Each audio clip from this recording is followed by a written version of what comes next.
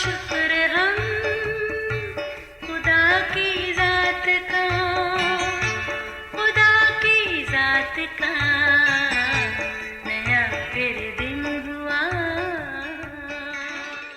آج کی آیت۔ اور وہ عورتیں ناچتی ہوئی آپس میں گاتی جاتی تھیں کہ ساؤل نے ہزاروں کو پر داؤد نے لاکھوں کو مارا۔ پہلا سیموئیل 18 باب 7ویں آیت۔ عزیزو، آج ایلا کی وادی میں مکمل خاموشی تھی۔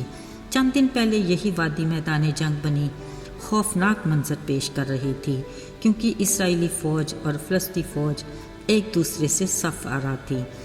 کئی دنوں سے یہی وادی ایک فلسطینی سورما کی گرجدار آواز سے لرز جاتی، جو مخالف فوج سے کسی کو مقابلے کے لیے بلاتا، پر کسی میں ہمت نہیں تھی۔ مگر الہی پلان کے مطابق خدا کے ایک چھوٹے سپاہی داؤد نے اس دیوقد فلسطینی سورما جاتی جولیت کو موت کے گھاٹ اتارا اور فلسطینیوں کو بری طرح شکست ہوئی۔ جب اسرائیلی فوج اپنے بادشاہ ساؤل کے ہمراہ میدان جنگ سے فتح مندی کے ساتھ لوٹی تو سب شہروں سے عورتیں گاتی اور ناچتی ہوئی دف اور باجوں کے ساتھ خوشی کے نعرے لگاتی ساؤل بادشاہ کے استقبال کو نکلیں۔ وہ ناچتی آپس میں گاتی تھیں کہ ساؤل نے تو ہزاروں کو پر داؤد نے لاکھوں کو مارا۔ ساؤل یہ سن کر خفا ہوا، اسے یہ بات بہت بری لگی کہ انہوں نے داؤد کے لیے لاکھوں مگر میرے لیے فقط ہزاروں ہی ٹھہرائے۔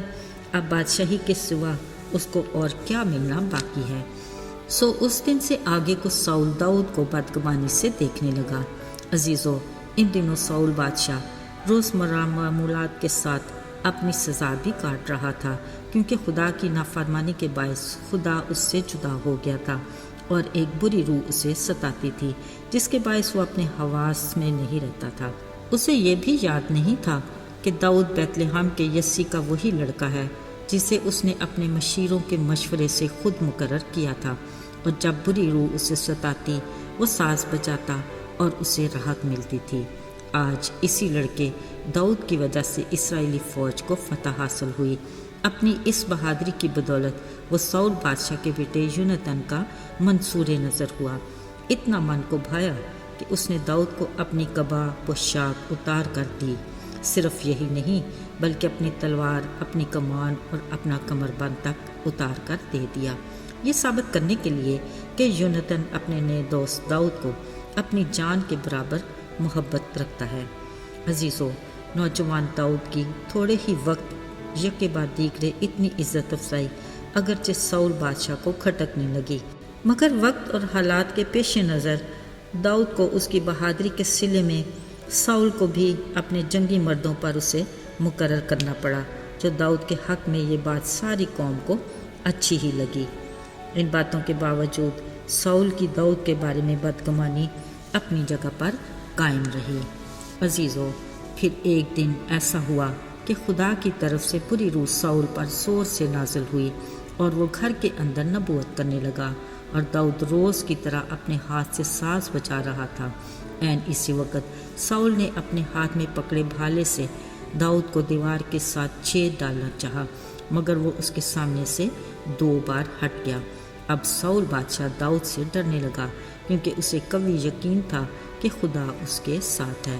ادھر داؤد کو بھی بخوبی اندازہ تھا کہ ساؤل بادشاہ نہ صرف اسے ناپسند کرتا ہے بلکہ اسے مار ڈالنے کے در پہ ہے، مگر اس کا مکمل یقین اور بھروسہ اپنے خداوند پر تھا کہ وہ اسے اپنی طاقت سے اس سے بچا لے گا اور اپنے وعدے کے مطابق اسے ہر طرح کے خطروں سے محفوظ بھی رکھے گا۔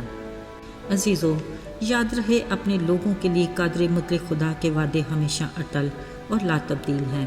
بلا شبہ جانے انجانے خطرے ہر وقت ہمیں گھیرے رہتے ہیں، پر اگر ہمارا پختہ ایمان اس پر ہے تو وہ ہمیں اپنے پروں کے سائے میں محفوظ رکھتا ہے۔ ایک بار فائر بریگیڈ کی گاڑی شور مچاتی بڑی تیزی سے ہماری گاڑی کے ساتھ سے گزری۔ اس کی رفتار دیکھ کر ہمارے جی دہل گئے۔ بے اختیار منہ سے نکلا، خدا خیر کرے۔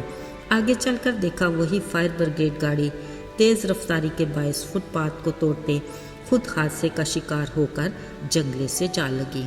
عزیزو، ایسے بہت سے واقعات معمول کا حصہ ہیں۔ یقیناً ہم میں سے بہت سو نے اپنے لوگوں کے لیے اس کی قدرت کے کمال دیکھے ہوں گے۔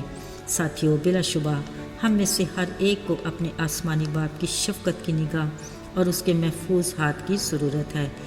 इसके लिए हम अक्सर घर से बाहर जाते अपनी सलामती की दुआ तो करते हैं, मगर सलामती के साथ घर वापस आने पर उसकी शुक्रगुजारी करना भूल जाते हैं, जबकि हमें इस बात का बखूबी अंदाज़ा होना चाहिए कि वो शुक्रगुजारी को किस कदर पसंद करता है।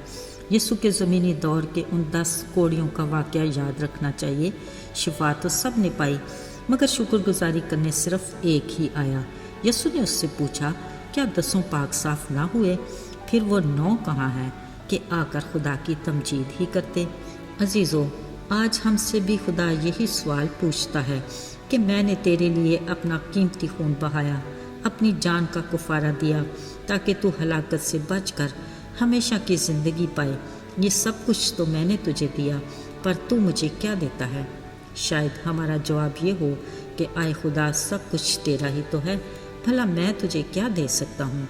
याद रहे, हमारे इस जवाब में शफाफियत नहीं, वो साफ अल्फाज में हमारा इकरार सुनना चाहता है।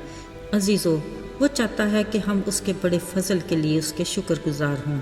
हम भी मुकम्मल तौर पर ख़ुद को और अपने वक्त को और अपने वसाइल को उसकी खिदमत और उसके नाम के जलाल के लिए इस्तेमाल करें।